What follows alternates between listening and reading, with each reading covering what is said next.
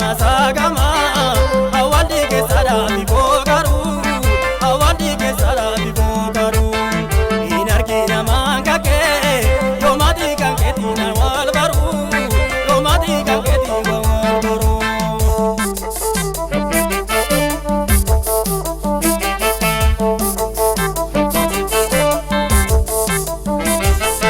yajvarato erkifto jiro walchina mali inde mumilu yajvarato edubisif gali eto malkaba anosi mali yajvarato edubesibita farda kobe ifudesibita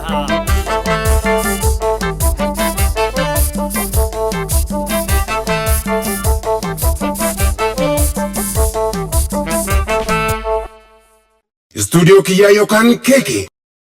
Video muuziqaa afaan Oromoo akkasumas movie, drama, comedy fi oduulee garagaraa quality bareedaa HD dhaan ilaaluu yoo barbaaddan YouTube irratti Bakakka Entertainment Channel subscribe godhaa. Bakakka Entertainment kan Oromooti.